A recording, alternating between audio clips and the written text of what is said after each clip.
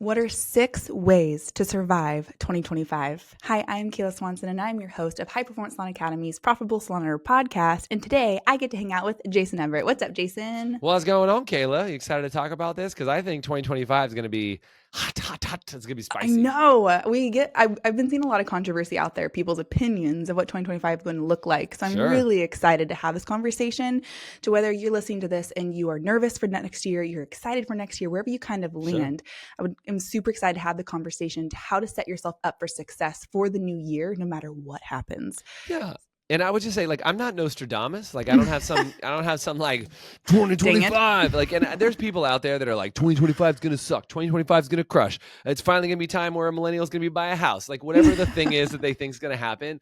I just want to say there are some basics, and I've been through a lot of economic resets and upsets and turmoil and whatever. I've been around a hot minute. I've been in business 17 years. So, there's a couple of things I've been around for, and I want to talk about, there are really 6 things you can do to make sure you don't just get wiped out in 25. I think, and this is my prediction, my Nostradamus prediction that I'm going to tell you.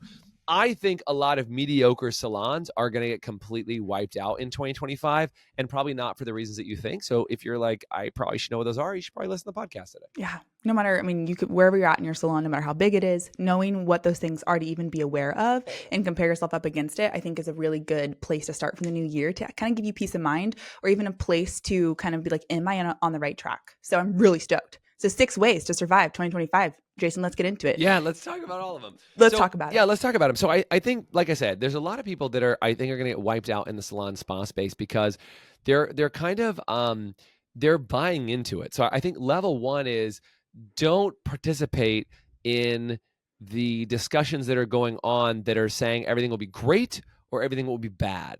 Yeah. So notice what I'm saying here. I didn't say like everybody's going to die. I just said like I think salons are going to get wiped out. Some salons are going to get wiped out. The good news is you can be a salon that doesn't get wiped out. There are people that are saying things like it's going to be a good year or bad year based on the president. It's going to be a good year or bad year based on the economy. It's going to be a good year or bad year based on the inflation that's happening. What if I told you, even if inflation happens, you can still be successful? What if I told you that the president that you love or the president that you hate got elected, it doesn't matter, you can still be successful? What I want you to understand is if you choose to not participate in the drama of it and you leave yourself out of that, you can actually put yourself above it all. They say place yourself above. I'm not saying like look down on people. I'm just saying you got to get out of the BS that's happening. And by the way, you're going to hear it from your clients. Did you hear blah, blah, blah, blah, blah, blah, blah? Did you know blah, blah, blah, blah, blah, blah, blah, blah? Oh, finally, millennials be able to buy a house. Finally, this is going to happen. Finally, that's going to happen. And like when it doesn't happen, they're like, oh no. Because what they're really saying is, I don't control my future, somebody else does. The president, the economy, the Federal Reserve, the whatever, like there's somebody else who's in charge. And what I would say is if you choose to not participate, you are literally in that moment saying, I control my destiny, not the government. And I think number 1 is don't participate. Don't let somebody else decide what's going on for you. And you might go, Jason, that's impossible. My clients aren't buying as much retail as they used to. It's really hard to find good help. There's not enough people coming from beauty schools. You know what? If you say those things, you will create those things.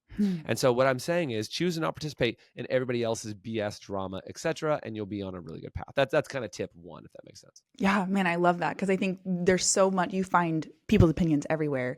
And when you focus on, like, you may have problems in your salon and they may be influenced by the world around you. Yep. But if you look at the problems in your salon, you're like, okay, well, this is happening. How do I address it? And leave out the rest of the world and what people are saying is the problem and why. Yeah. Figure out your own problem in your own city and what's happening and focus on where your business is at and grow it within, rather than the fear that you let crack all of your foundation when you think about the future, what's changing and the things you 100%. Can't control. Yeah, 100%. I think it kind of takes me to number 2 is like, this is going to sound silly. And like when people say this, I used to kind of eye roll this one, and the more experience I receive, gray chin hairs, what we're going to call those gray chin hairs, right? The more experience I receive is that it's easier to see this. It's time to get back to the basics of running a really good salon. Here's what I mean. When things are going really, really well, or during economic downturns, like this last round of,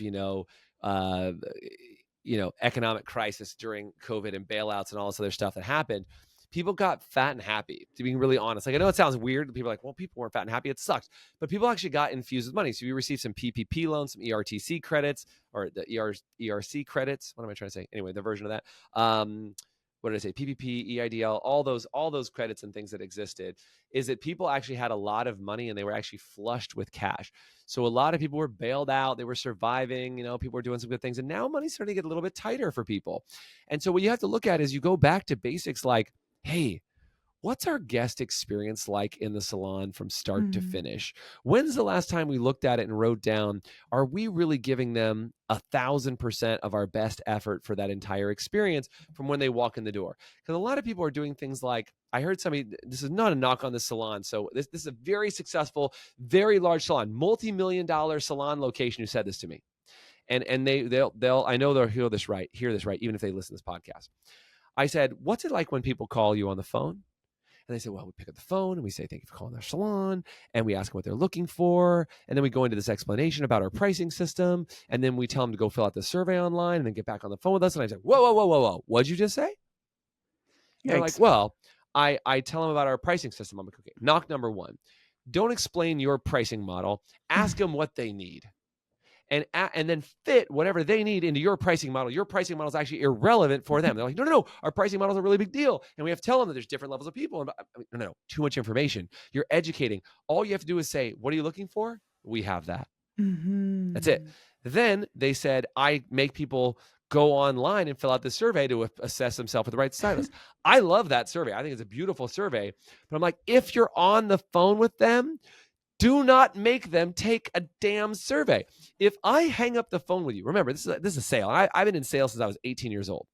If somebody comes in and says, I'm ready to buy, you don't say, oh, go on our website first and fill out our form. No. Like, that's silly. That's silly. But what you do is, like, if you want them to fill it out, you might just say, hey, let me ask you a couple quick questions. I'll make sure you get matched with the right stylist and we're good to go. If people are on the phone, they want to stay on the phone. If they're on the website, they want to stay on the website, right? And your goal should be to get them to a phone call. If they call you on the phone, do not kick them off the phone to go back to because website. they're like, you know what? If they hang up the phone and they're like, I don't have time for this, and they don't call you back, you've lost the appointment. You've lost it. So what I would prefer that you do is say, hey, here's what I'm going to do. I'm going to get you in the system. Let me get your information. Let me make sure you're good to go. I'm going to book you with who I think would be good. Go take the assessment and then see if it matches with anybody else. And then if you want, I'm happy to change your appointment. Nice. That's what you do. Or you, the person on the phone, ask the questions to be like, I think Natalie would be the perfect person for you. So I say back to basics, look at your structure. Ask yourself when somebody comes in, how are they greeted? How do we talk to them when they're in the chair about their retail products? How do we explain what their aftercare program is? How do we talk about how far forward in the future we're putting a hair care plan in place for them? And then what take-home products are the right recommendations for them? I think that most salons, if they just improve their basics, would have a 25 to 50% jump in their income if they just looked at their basics. And when I said mediocre salons are going to get wiped out, that's because the mediocre salons are not paying attention to basics and they've gotten lazy. Man, that's so powerful because I feel like the basics, like you first start your salon, you kind of put some of what you would think of the basics in place. And then we have this conversation all the time. Like, is this a problem? I think when people start a salon, they go above and beyond. True. And then they do their basics and they do all these other things because they're new. And then as they become a normal salon, they go back to only the basics and they forget all the niceties. Because they never go and revisit. We talk about this all the time. Like, is this a solution to an old problem? And then they don't go and revisit. Like, when you first opened your salon, you established all your basics, but have you gone back and revisited what you do with your clients and how you interact or how you hire? If you're having a problem in your salon, going back to the basics of like, okay, well, why'd we set this in place and how have things changed will help you reevaluate. And I would say upgrade your basics, right? Like whatever shampoo when you first started washing your hair, you're probably not using today because you've upgraded your basics. I mean, the basics you use every day. Whatever skincare cream you were using when you first started using it, you're probably using something else now because you've learned a little bit more. Like as you get more knowledge and education, your system should get better. So I think that's number 2 is back to basics, which leads me to number 3, actually, conveniently enough, which is evolve or die. Evolve or die. And when I said it, you got to upgrade your basics. Like now we get to move into that thought, right? Is evolve your salon. So what that means is the things, if you're not changing something, like if you have a team, and this is what people say to me all the time when they call in. And by the way, if you need help with your salon, like we'd love to help you and figure out if we can evolve your basics. But like what people usually say about the academy, Kayla, and you hear this a lot too, being on this part of the team, right? is that people say, oh my God, I get amazing cutting edge ideas from your academy. Now, if you're not constantly implementing cutting edge ideas for your salon, and you're just kind of doing the same things you've always done, and your same Christmas promotion, and your same Valentine's Day promotion, and your same, compensation structure, and your same pricing model, like if you're not evolving, then you're just gonna die. Like I hate to say die because it's very dramatic, right? But we are talking about like what will keep your salon in business, and I think it is dramatic when people are looking for something that goes above and beyond. Yeah. And what I think is happening right now is people are getting tight with their money. So there's two ways to look at people getting tight with their money. One is, oh no, they're getting tight with it, so therefore I can't have any. Versus what I think is happening is they're evaluating their money more tightly. So therefore, if you can go above and beyond, you'll get a greater share of it, right? Because what they're saying is, what used to loosen my purse strings or pocket wallet chain, I don't know what's the version. Anyway, whatever version, I'm very like 90s grunge, apparently, my pocket chain. But I'm just saying, like, whatever loosens the purse strings or their pocketbooks or whatever the thing is that they've got, is that it's going to take a little bit more for them to get their wallet out and be excited. What used to get them excited is not getting them excited. So now when you talk about you got to evolve your processes, maybe you didn't, okay. I was watching a video the other day and it caught my attention. It was talking about, I don't know if I said this on a podcast or not recently, so I'm sorry if I'm doubling down, but I was listening to this person who was talking about a housekeeper who was slammed book solid, like waitlisted, one of the largest, like, and they were growing very rapidly. What did they do? What he said what they did, which was they would bring cookies over to the house. No, not cookies. They'd bring cookie dough, just enough to make 3 cookies. And as they would clean the house, as they would get to the end, it always smells like cleaner in the house when you're done. Oh yeah. They would put 3 cookies in the oven towards the end of their cleaning experience after they did all the chemicals. They would put 3 cookies in the oven. They would cook the cookies, set them on a plate on the counter with a little note that said, I brought you a couple cookies. I hope you like these. And here's 2 other things that I did in the house just to keep you posted. Meaning, I washed those windows that you didn't ask me to, and I cleaned the fan Ceiling blades fans. on your ceiling fans, and I dusted the floorboards, which I don't normally do. Just wanted to say thanks for being a great client. And they did 2 unexpected things, and they also brought cookies. Now, you got to remember that most people, when they pay you, expect the job to be done. That goes without saying. They expect that the house is clean. Duh. But are you ready to increase your retention and revenue and convert website traffic to clients? Then you're ready for Maya. Maya creates better business relationships by pairing the right clients with the right beauty professionals. Use promo code HPSA for your first 2 months free. Visit joinmaya.com to get started.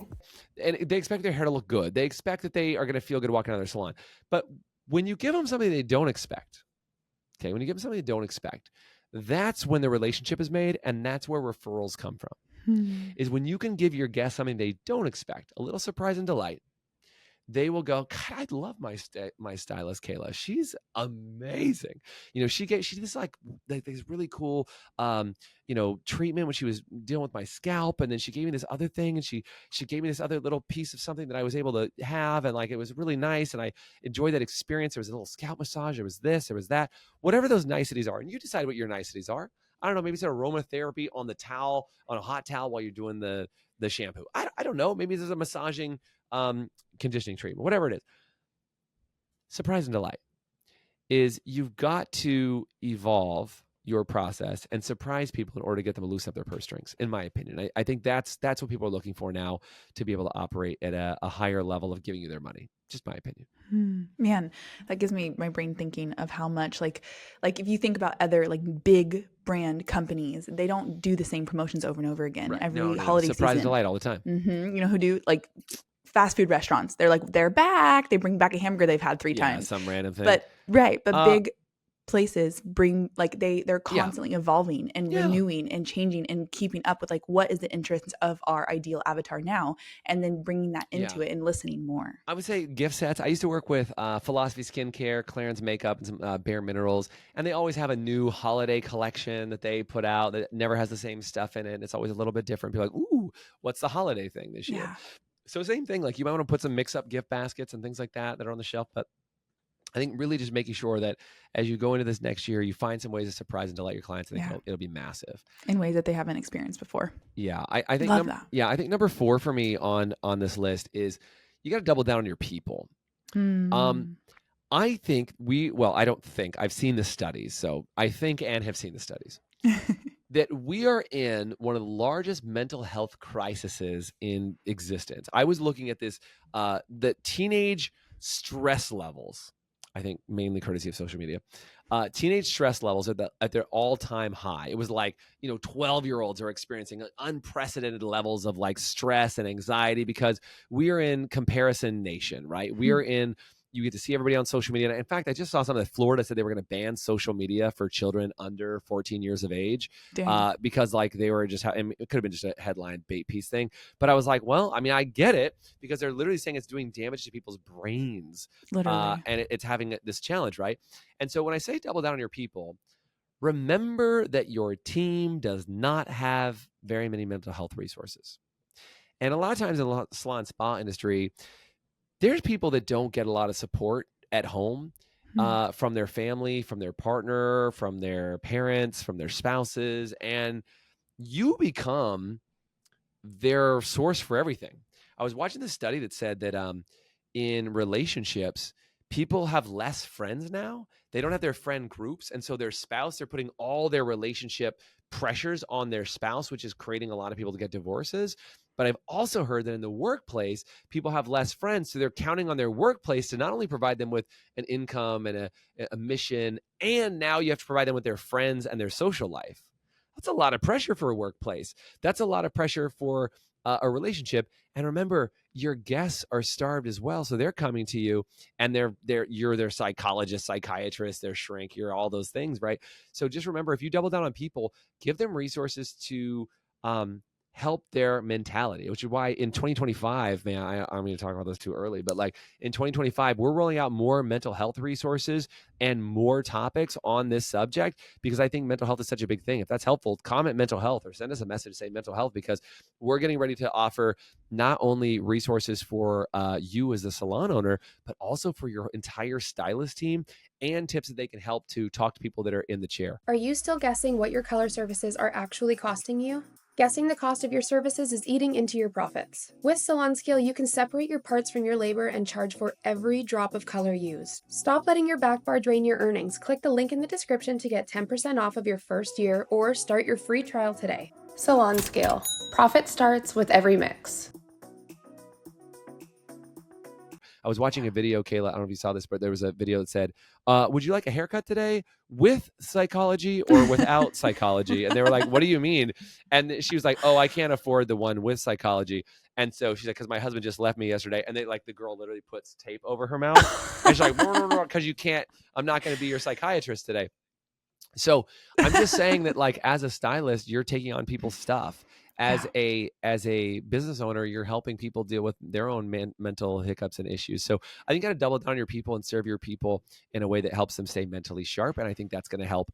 That's going to help you succeed and go way above. Like, it's not just, do you offer health benefits? It's like, what are you doing for my mental health and my personal development here at work? Because people are looking for that now. It's something that makes you stand out as a salon these days. Totally. Because people, they don't know how to find their own resources. And if you focus like even that, like focusing in on your team and just being more mindful and aware of like, where are they at mentally? Because burnout is a big thing. And people and going back to your first point about like, don't participate, there's a lot of people commiserating together. There's a lot out there in social media. It's tanking people's perception of their life because they see other people like, oh yeah, their life is better. And so going back to not participating, your team's not necessarily in the same vein of like, oh, I'm not gonna participate in that. That's not me. And so the mental you health gotta get is them there too. Low. It's one thing for you to not participate. It's another thing to get your staff to not participate. Yeah, for sure. Literally. Which actually leads me to point number 5, which is you got to be the leader. Do you like how I segue these? It's all just we're together. Just wiring right through. But it's you got to be the leader. Don't be the follower. So what that means is you're either following your staff or they're following you. And I meet salon owners all the time, and this is like a punch in the face statement. You know, I love love punch, right? Punches. I love love punch. But like, here's the thing: if your staff isn't following you, you're following them. So if you imagine there's two types of moms or dads, right? There's one that's chasing the kid. Oh, sweet little angel, please don't get on that jungle gym. Oh, sweet little angel, like watch out for this, watch out for that. And the parent is chasing the child around, trying to make sure that they're not doing what they should be doing. Right. Or the parent is in charge of the child and is like, hey guys, I want you to come do this. Let me show you this. And you're guiding their activities and their motions. I want you to be the leader of your team at the salon. So the way I know that you are the leader or not in your salon is if your team is demanding things and you are appeasing them, they are leading you. Bad. We need Saturdays off. We need this off. And if they're demanding, then you're stuck. You are not leading. What they are effectively saying to you is you are not leading us, so we are power vacuuming and we are now leading. Versus, hey guys, here's how this business works. We work on Saturdays. We do this, we do that, we do. And by the way, a lot of people are going to go, oh my God, Jason, if I told my team they had to do that, everybody would quit. Well, right now you are working for them. They don't work for you. You're like, hey guys, is there any chance any of you could come in on this day or this day? And you're begging your staff to do things and whatever, versus saying like, hey guys, I have a vision for where I want to go. And if you like that vision, come with me. Let's go. Right? And that's where I'm just saying, like, my job as an owner of this business, of the High Performance Salon Academy, is to say, I want to go somewhere incredible. And if you want to come on that journey and become incredible with me, I'll help you be incredible. Yeah. And somebody looks at that and goes, man, I'd like to be incredible too. Right? Like, that's what they should do. And they're like, what's it going to take to be incredible? And they might go, I have an idea. And I'm like, great. That either fits with where we're going or it doesn't. And that's okay. And that's like, okay. it doesn't, like if somebody said to me, Jason, I can't participate in our destination trainings that we travel to, I'm like, then you're not right for our team. Like, that's okay. If you can't get on a plane with us 3 times a year and go to a destination training, then that's not the right fit. And that's all right. It just means that you should be somewhere else. And like, notice my attitude on that is not like, you're a horrible person or it's so hard to find people these days. Like, I'm leading and I know where I'm going. Yeah. And if you lead, you know where you're going, then people can either get with you or not. And that's okay. And don't be afraid of your team. It just means that you've been afraid for so long because you've been letting them lead. So it means be the leader. And if you need tips on being a leader, that's kind of what we do. I'd love to help you with that as well. I didn't mean to make this all pitchy, but like, I just want to make sure you guys feel like if you're feeling like, man, my team is leading me, not the other way around. Yeah. Let's fix that. I think. Ready to transform your business and improve your salon's profitability? With Lonza's 3-in-1 technology and intermixable shades, your hair color inventory is streamlined with limitless creativity behind the chair. Click the link below to unveil the secret to salon success. It's a good Because deal. especially you have a team of multiple people and you're just like, yeah, no, I don't even know where to start. I think that we have a lot of people who come into the academy where they're like, well, my team is a mess and I don't really know how to start. Yeah. Sometimes you just need a different perspective or a guiding light. And that is what we love to do because Totally. building the teams it's hard. It's hard to figure out where to go with people. You have people of all different communication styles, all different things. It's hard to know how to lead and where to start with a group of people. Which leads me to point number 6. Do you like what I did? I tied I them all do. together. This is really good. It's like we rehearsed this. We did not. We did not rehearse this, but these are good points. Is don't do it alone. If you could do it already, it'd be done. Give me the chills. Just saying it, I like right? that one. If you could do it already, it'd be done. And so what that means is it requires input from somebody else. And the problem is if the people around you could support you to do it, it would be done. Right? So if you could do it, it'd be done. If the people around you could do it, it would be done. If the existing coaches and mentors that are providing you with advice could do it, it would be done.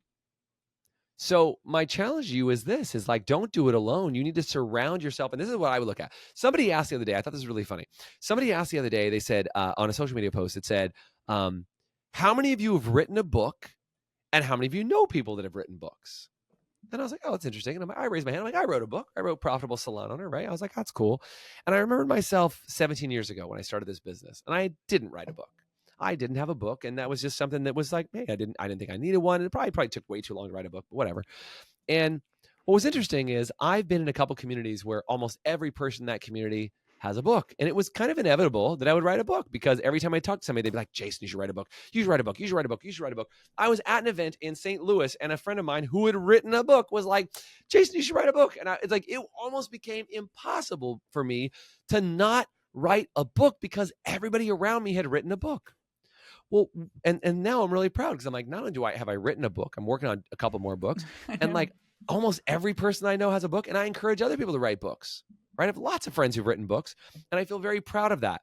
So what if you were in a community where everybody had hit their first $1 million or their next $1 million, or everybody had 25 people on their team, or everybody had 30 people on their team, or everybody made $100,000 take home profit, or everybody makes $500,000 take home profit? I mean, I was talking to stylists that collectively, they do $500,000, a husband and wife, they do $500,000 in revenue just between the two of them a year for their salon. And it's massive that, they're a great stylist team. Literally. And if you look at that, you cannot do things on your own by yourself. You have to do it around other people. The question is, who are the people you're surrounding yourself with? And it might be time to upgrade those players. I look at the people in the academy, and by the way, we try to work to upgrade every single month the people in the academy, and we're constantly attracting bigger and badder and better people. I'm doing a new program for our salon owners that are over $2 million a year, because we have a lot of salon owners that are over $2 million a year. And I'm doing a training just for those $2 million plus salon owners, right? So if you're a $2 million salon owner, shoot me a DM, dude. I'll talk to you about it.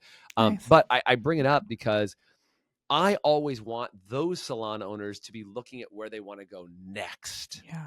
Right. So it's like, ceiling.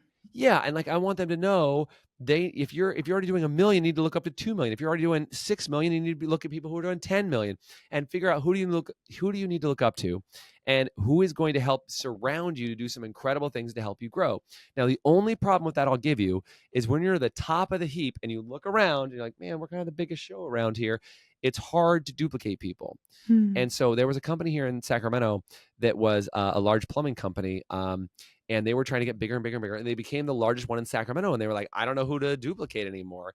And they had to start looking for what were the companies that are around them that were smaller, and what were the things that they were doing that they were not. And they started looking at smaller companies. So there are times when you want to look at smaller companies, provided that they are doing some big things. But that's when you get to the top of the heap. That goes back to what I said. You got to get back down to basics and say, how do I reinvent our basics and create a new standard for people to operate by? So I hope these 6 were helpful. Dang. As I put these out here, don't participate. Go back to basics. Evolve or die.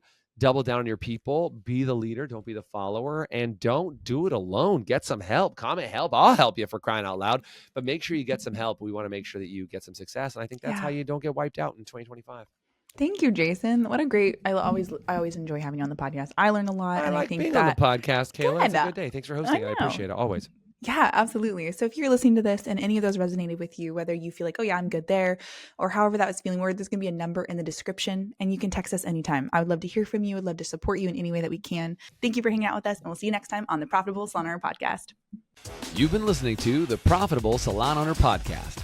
Be sure to like, subscribe, leave us a review, and check us out at profitablesalon.com for more episodes, content, and to help you turn your salon into the business you've always dreamt of.